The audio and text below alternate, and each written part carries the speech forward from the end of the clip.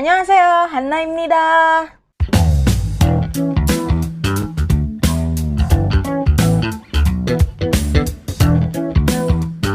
Halo semua, apa kabar? Aku harap kalian baik-baik aja. Dan di sini aku udah siapin 2 kalimat.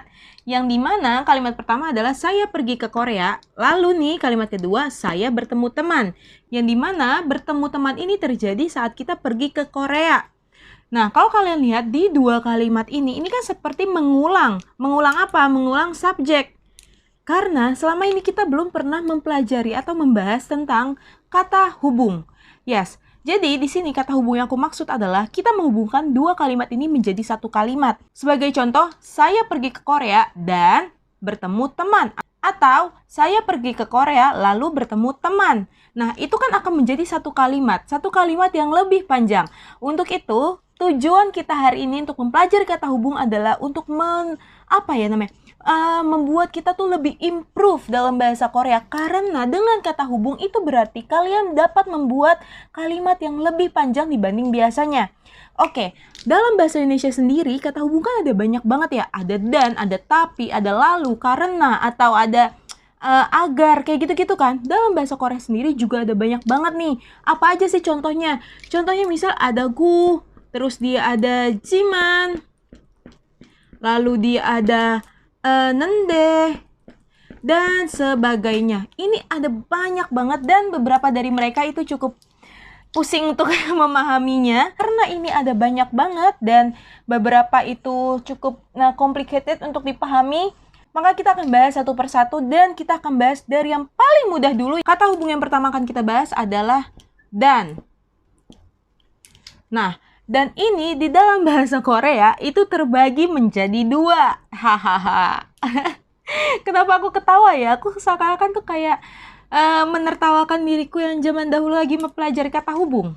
Oke, dan di dalam bahasa Korea itu terbagi 2. Maksudnya apa? Dia terbagi atas kata benda atau dia terbagi menjadi kata kerja. Nah, maksudnya apa nih? Maksudnya gimana? Nah, di sini apa sih yang aku maksud dengan berbeda? Jadi berbeda yang aku maksud itu gini. Kalau dalam bahasa Indonesia itu kan kita untuk mengungkapkan dan itu menghubungkan kata kerja ataupun kata benda itu nggak ada bedanya ya. Tetap aja nih bentuknya adalah dan. Tapi kalau dalam bahasa Korea itu berbeda.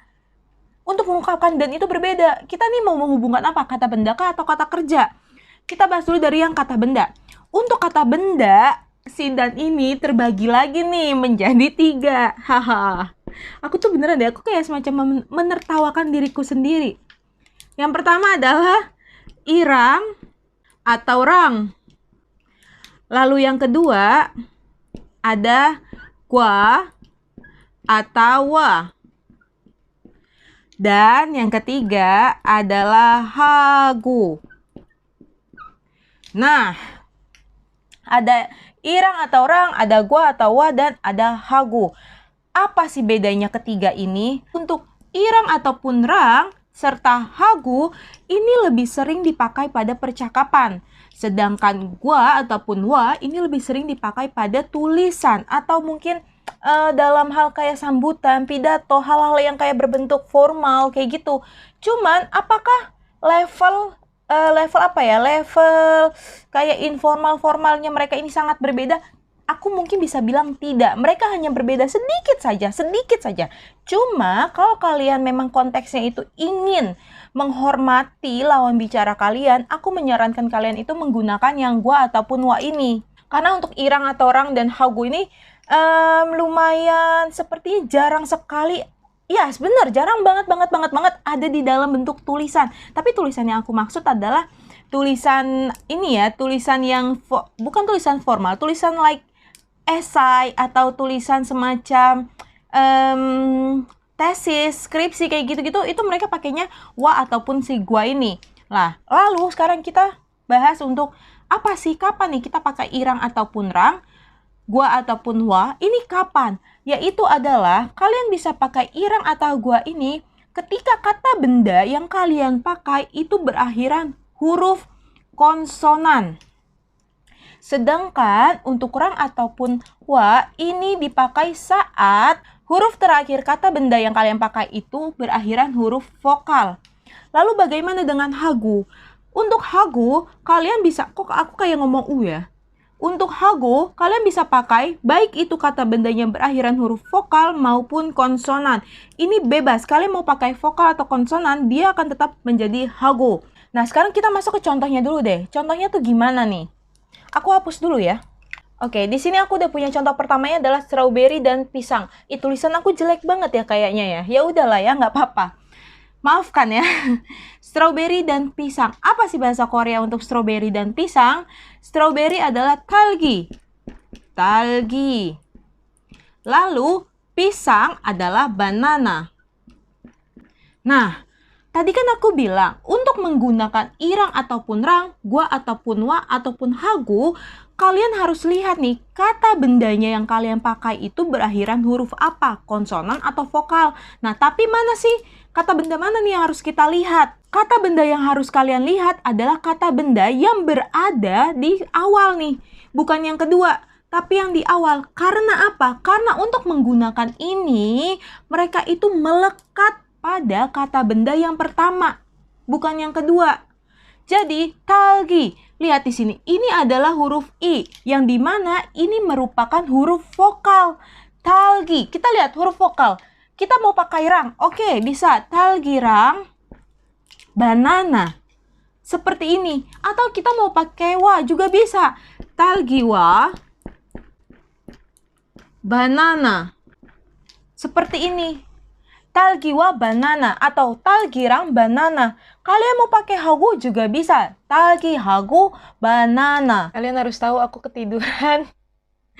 Dan aku juga baru sadar kalau ternyata rambutku sangat berantakan ya. Walaupun aku sadar tapi aku tidak ada niatan untuk membenarkannya. Jadi ya udahlah, kita lanjut aja. Sekarang ke contoh kalimatnya yang secara utuh. Contoh kalimatnya adalah Yun Song membeli tas dan sepatu. Tas dan sepatu. Wah, mepet ya. Ya udahlah, nggak apa-apa. Yun Song membeli tas dan sepatu. Nah, kalian lihat di sini. Ini kan yang kita gabungkan kan adalah kata benda nih, tas dan sepatu. Maka Yun Song membeli tas dan sepatu. Yun Song ga? Membeli merupakan kata kerja, maka kita taruh di belakang. Tas dan sepatunya dulu nih. Tas, kabang. Kabang, dia berakhiran huruf konsonan. Konsonan kita pakai irang ataupun hagu kan, ataupun go maupun si hagu. Kita pakai irang deh. Yun Song ga kabang irang. Sepatu, sinbal. Hati-hati, nanti lidah kalian keserempet malah jadi artinya yang lain. Sinbal. Ingat, kita kasih partikel objek. Sinbarel. Membeli. Sada. Maka menjadi, aku mau kasihnya ini pakai sasoyo.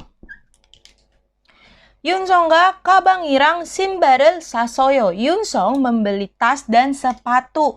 Seperti ini, gampang banget. Iya, kayaknya aku berulang kali ya ngomong gampang banget. Ya nggak apa-apa lah.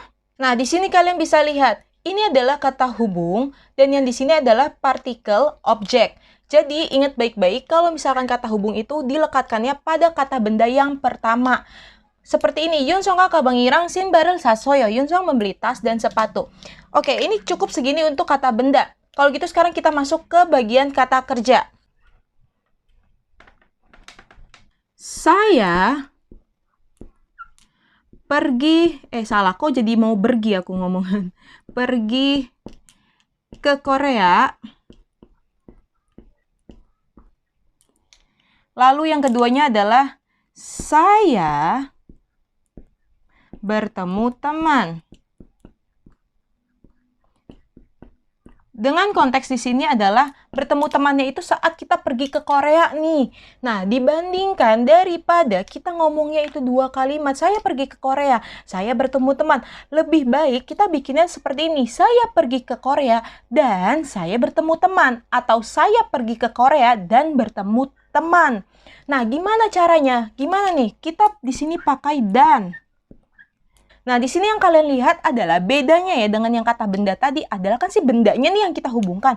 Kalau ini adalah aktivitasnya yang kita gabungkan. Si pergi dan bertemunya ini nih. Karena si pergi dan bertemu ini merupakan kata kerja, maka dia menggunakan go. Pakai go. Maka ini menjadinya seperti apa? Dia menjadi, aku hapus dulu. Untuk menggunakan go ini, kalian bisa ambil kata kerja, lalu kalian hapuskan danya. Danya itu kalian hapuskan, jadi bentuk kata kerja dasar nih. Atau verb stem biasanya aku bilang ya. Misalkan gimana, kayak tadi ada sada kan, membeli tuh. Sada, membeli nih, sada membeli. Hapuskan da, maka dia menjadi sa. Tinggal tambahkan go, sagu, kayak gitu. Nah, sekarang nih kita lihat, saya pergi ke Korea. Kita bikin bahasa Koreanya. Ke Korea dulu. 한국에 pergi. 가다. Nah, ini kan bentuk kalimat ininya ya, kamusnya. Bukan kalimat, bentuk kata kerja di dalam kamus. 가다. Gak apa-apa, kita bikin kayak gitu dulu. Yang kedua, saya bertemu teman. 제가 bertemu teman. Teman ini apa? 친구. 친구. Kita tambahin partikel objek. 친구를 bertemu. Itu adalah 만나다. 만나다. Nah, 제가 한국에 가다 dan 제가 친구를 만나다. Seperti yang kata benda tadi, untuk melekatkan si go ini, untuk memakai kata hubung go ini yang artinya dan, kalian cukup melekatkannya pada kata kerja yang pertama. Kalau tadi kan kata benda itu, kita harus lihat nih, di akhirannya adalah vokal atau konsonan. Untuk si go ini, kalian tidak perlu capek-capek untuk melihat hal itu. Cukup aja kalian lihat kata kerja yang pertama, lalu kalian tambahkan go-nya. 제가 한국에 가다. Hilangkan danya. Kita hapus. Lalu lekatkan si go-nya ini. 제가 한국에 가고. Ya ampun, kalian harus tahu ternyata file aku setelah lagi editing, ternyata aku baru tahu kalau ternyata file yang ini itu hilang. Jadi aku tulis kembali ya, kalau misalkan nggak sama kayak yang sebelumnya ya udah nggak apa-apa ya, maafkan. Saya pergi ke Korea, saya bertemu teman. Nah, tadi kan kita udah menggantinya menjadi go nih. Maka di sini menjadi 제가 한국에 가고, lalu 제가 친구를 만나요. Nah, tapi kalau kalian lihat, ini kan kayak kesannya tuh 제가. Ini kan kayak apa ya? Kayak kalian tuh mengulang-ngulang. Padahal subjeknya masih sama. Untuk itu, ketika kalian menggunakan go dengan subjek yang sama, kalian tidak perlu lagi nih menuliskan si 제가 atau mengucapkan 제가nya ini. Cukup dengan 제가 한국에 가고 친구를 만나요. Seperti itu. Oke, lanjut lagi.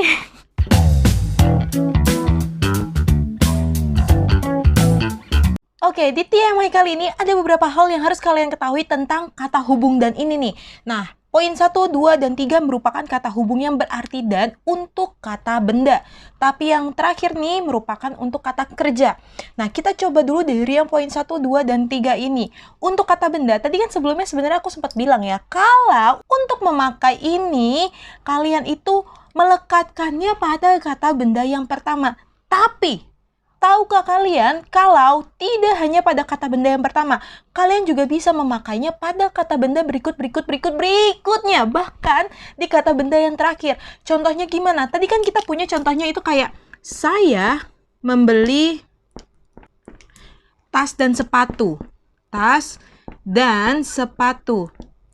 Nah, sebelumnya itu kan kita menggunakan si kata hubung ini nih di tas ya. Kayak tadi kan 가방 ngirang. Kabang ngirang. Nah, tapi tahukah kalian kalau kita juga bisa melekatkannya di sepatu? Maka menjadi gimana nih? Kabang ngirang, 신발이랑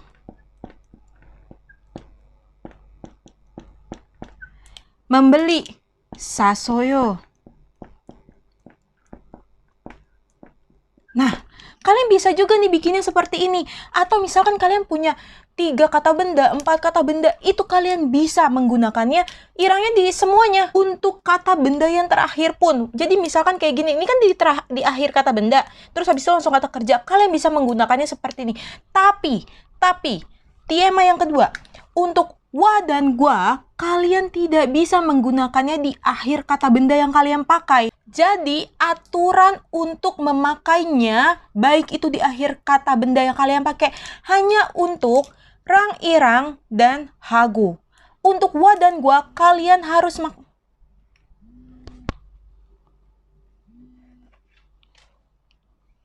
Aku ada telepon tadi, guys. Biasa pekerjaannya udah hari Minggu, jadi akan banyak telepon-telepon untuk pekerjaan. Oke, lanjut aja, aku jadi bete kan. Aduh, kan aku udah mulai ditanya-tanya ini. Aduh. Iya. Aduh, bete aku. Oke, lanjut. Kan jadi bete. Wait, aku butuh waktu. Jadi, untuk wa dan gua ini, kalian tidak bisa memakainya di akhir kata benda. Cukup pada kata benda yang sebelumnya saja. Jadi misalkan kalian punya 3 atau 4 kata benda, maka kalian bisa memakai wa dan gua ini hanya pada kata benda 1, 2, dan 3. Nah, di keempatnya ini kalian tidak memakai si wa gua ini lagi. Sedangkan rang, irang, ataupun hagu, kalian bisa dan bebas menggunakannya sampai kata benda yang terakhir kalian pakai. Itu adalah tema yang kedua. Lanjut ke tema yang ketiga. Tema yang ketiga yaitu adalah, tahukah kalian bahwa kata hubung dan ini nih yang untuk kata benda, itu dapat berarti juga bahwa kalian melakukan suatu aktivitas bersama dengan seseorang. Dengan seseorang yang aku maksud di sini adalah seseorang itu menjadi kata benda. Misal contohnya gimana? Contohnya adalah kayak gini. Saya nonton film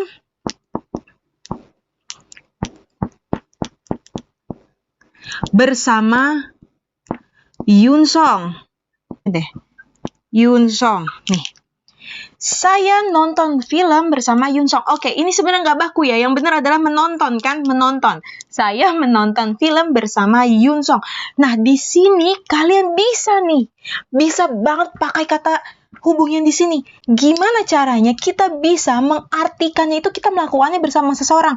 Yaitu dengan menggunakan satu kata. Yaitu adalah gaci. Nih, gaci. Jadi, kalau kita punya kalimat saya nonton film bersama Yun Song, ini bisa menjadi Yun Song irang gaci. Di sini menjadi Yun Song irang gaci 영화를 봤어요. Nah, di sini Yun Song ini kan sebagai kata benda. Saya nonton bersama Yun Song. Yun Song di sini berperan sebagai kata benda. Itu kenapa dia dikasih irang. Dan untuk menegaskan kalau kita melakukan aktivitas. Aktivitas di sini apa? Menonton film bersama Yun Song itu adalah menggunakan si gaci ini nih. Nih. Makanya dia menjadi Yun Song irang gaci 영화를 봤어요. Saya menonton film bersama Yun Song. Di sini aku nggak menuliskan sayanya karena memang lebih common atau lebih umum tidak menggunakan si subjeknya ini nih. Atau kalian juga bisa, kalian mau pakai subjeknya juga bisa. Maka menjadi 제가 Yun Song이랑 같이 영화를 봤어요. Saya nonton film bersama Yun Song. Ini adalah tema yang ketiga. Lalu tema yang keempat yaitu seputar gu. Kata hubung yang berarti dan untuk kata kerja. Apa sih dia? Tahukah kalian kalau gue ini dia bisa menjadi akhiran kalimat. Maksudnya gimana akhiran kalimat itu? Kalau biasanya nih, kalian lihat di sini. Ini kan kita selalu menggunakan you form. Hampir selalu aku bilang pakai you. Itu sama aja dengan kayak semnida, imnida, itu adalah akhiran kalimat atau akhiran kata kerja. Nah, si gu ini bisa kalian pakai sebagai akhiran. Tema yang keempat. Itulah pokoknya tema yang selanjutnya. Saya orang Indonesia. Nah, di sini tadi kan aku bilang sebagai akhiran kalimat. Nah, kalau kalian lihat di sini, ini nih aku pakai iyeyo.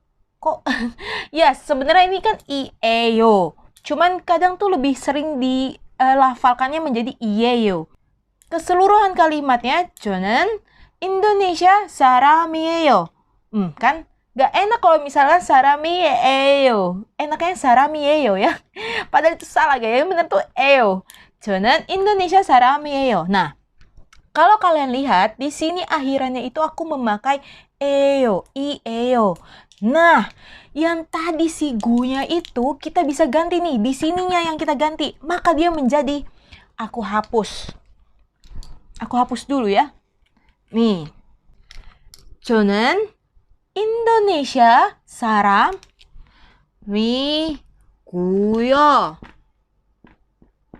Nah, 저는 Indonesia saram이고요. Apa sih? Apa perbedaannya dengan akhiran kalimat yang lain dengan si gunya ini? Jadi untuk cara pakainya nih, kita bahas dulu dari cara pakainya. Untuk cara pakainya, kalian tinggal si gunya ini, kalian tambahkan yo belakangnya. Tetap lagi-lagi memakai yo sebenarnya. Cuma apa maksud dari si gunya ini, guyo? Itu adalah kayak gini ya. Contohnya adalah gini. 저는 Indonesia 사람이에요. Itu kayak cuman saya orang Indonesia. Udah selesai, titik. Saya orang Indonesia. Tapi ketika kalian membicarakannya seperti 저는 Indonesia 사람이고요. Itu kayak semacam apa ya? Seakan-akan tuh kalau misalkan kita dalam bahasa Indonesia tuh kayak saya orang Indonesia. Itu kayak ke pause. Jadi kayak kesannya tuh kalian ada hal lain yang ingin kalian ungkapkan. Kayak kalian tuh, wait. Aku masih mau menjelaskan sesuatu lagi loh. Tunggu dulu, aku belum selesai bicara. Itu kayak gitu. Itu tuh itu memberikan kayak nuansanya tuh kayak gitu. Kalian bingung gak sih dengan apa yang aku omongin? Aku harap kalian mengerti ya maksudku tuh gimana. Jadi gini, misalkan aku ngomong kayak, 저는 Indonesia 사람이에요. Itu tuh kayak cuman, saya orang Indonesia. Nah, tapi kalau kalian ngomongnya kayak gini, 저는 Indonesia 사람이고요. Nah, itu kan kayak apa ya?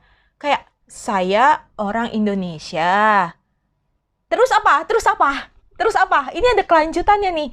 Walaupun di sini titik, tapi ini tuh memberikan nuansa kayak masih ada kelanjutannya loh. Aku masih akan berbicara. Ini kayak ke pause. Nah, kayak gitu. Istilahnya kayak ke pause dulu nih. Kalian ngomong kayak ke pause dulu. Kayak tunggu dulu gitu. Bentar ya. Aku masih mau ngomong lagi. Tapi ini aku sekarang ngomong dulu nih kalau aku orang Indonesia.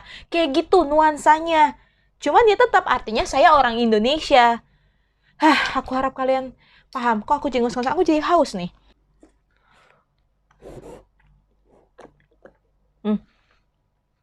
Kalian bisa denger nggak sih? Kan aku pakai mikrofon ya. Coba ya. ASMR.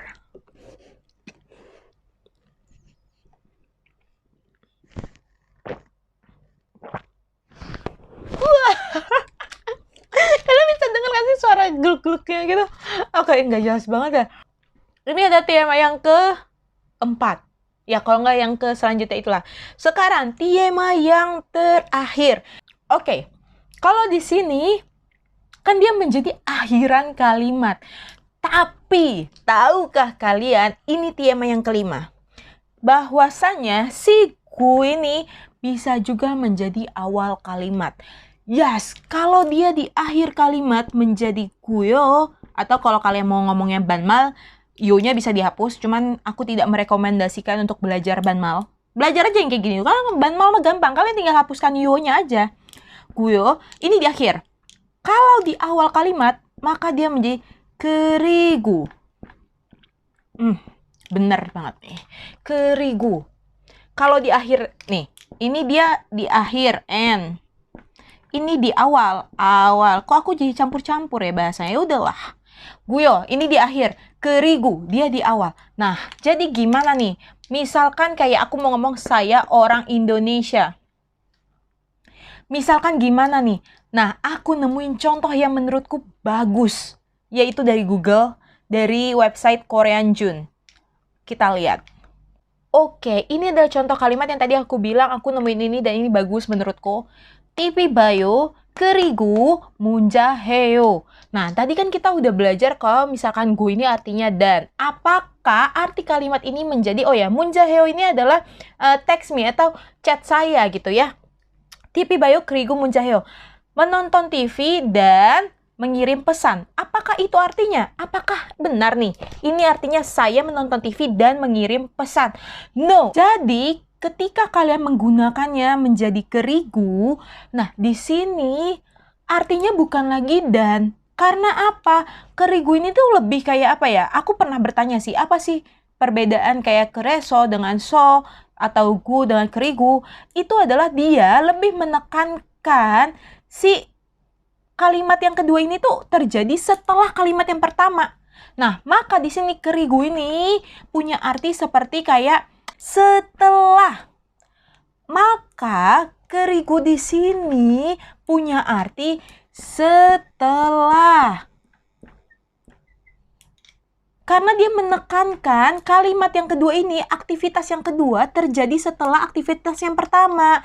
Maka keseluruhan arti dari kalimat ini adalah setelah saya menonton TV, chat saya. Intinya adalah ini nih si aktivitas chat ini dilakukan setelah menonton TV. Jadi kalian misalkan mau ngomong ke teman kalian kayak, nanti deh kamu chat aku setelah aku nonton. Itu kalian bisa menggunakan seperti ini. Kok aku batuk? Jadi misalkan kalian mau ngomong sama teman kalian kayak, nanti deh kamu chat aku setelah aku nonton TV ya. Nah, kalian bisa pakai kalimat ini. TV bayo kerigo munjaheo. Ini agak... aku masih suka berpikir loh. Apa yang aku jelaskan ke kalian tuh kadang membuat kalian bingung atau enggak sih?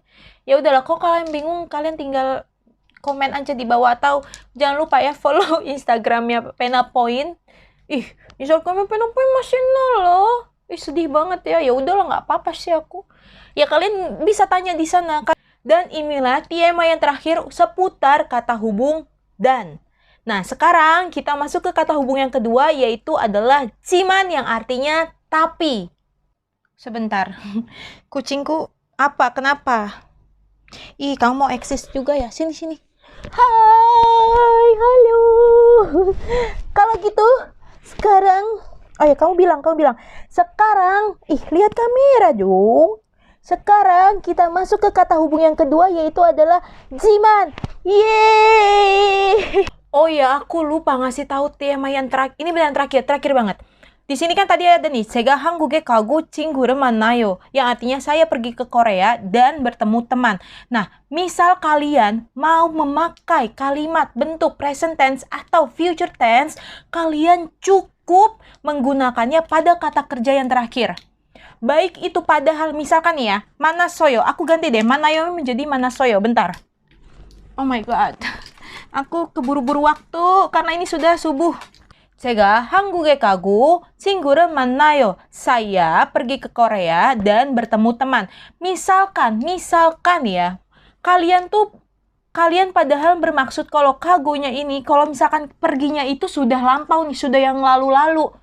Itu tetap kalian menggunakannya di sini, di akhirnya. Jadi bukan yang di atas ini ya. Ingat baik-baik akan hal itu.